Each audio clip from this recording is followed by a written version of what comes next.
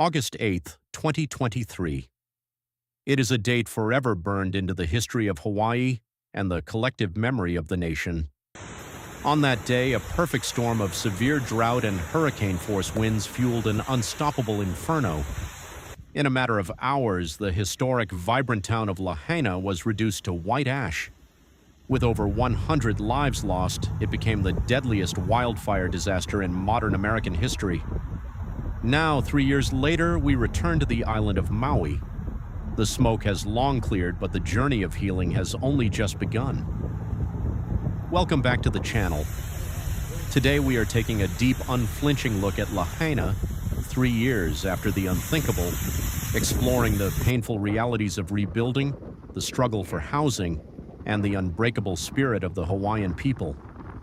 If you walk through the footprint of Lahaina today, and the landscape is strikingly different than it was in the immediate aftermath.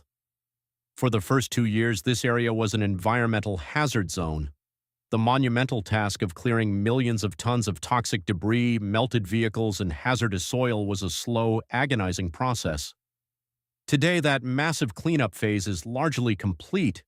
The ground has been scraped clean, and finally the very first concrete foundations are being poured. The physical rebuilding of Lahaina is officially underway.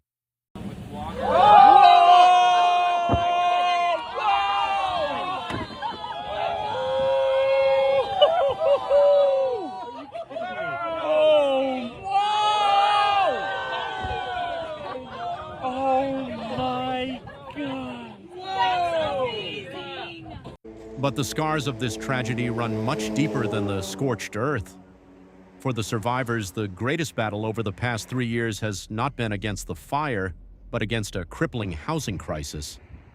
Thousands of locals who lost everything found themselves bouncing between temporary hotel rooms, crowded shelters, and expensive short-term rentals.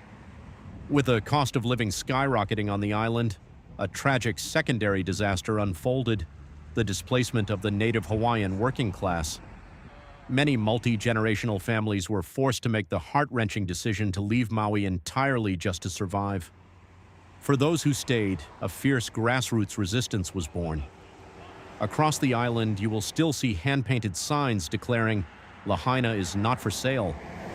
Survivors have banded together to fight off aggressive real estate developers attempting to buy up ancestral lands.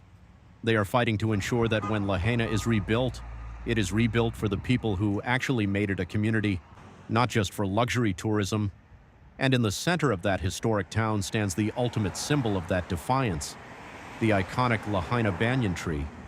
Over 150 years old, this massive, sprawling tree was severely charred by the flames. Many thought it was dead. But arborists and local volunteers refused to give up, watering and treating the burned soil day and night. Today, 3 years later, vibrant green leaves are sprouting from its blackened branches.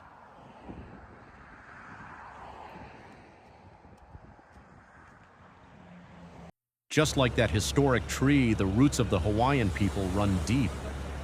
The aloha spirit, the deep sense of love, compassion, and mutual responsibility, has been the true driving force behind Maui's recovery. Community-led organizations are still running food banks, mental health support groups, and cultural preservation initiatives. They are taking this opportunity to redesign a Lahaina that honors its sacred history, respects the natural environment, and prioritizes local families. Rebuilding a town from the ashes is not a sprint. It is a generational marathon. Lahaina will never look exactly the way it did on August 7th, 2023. That chapter is closed. But what is being written now is a story of incredible resilience.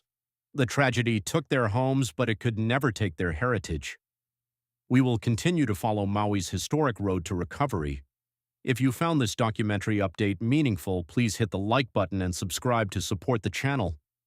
Thank you for watching. Remember those we lost, and stay safe.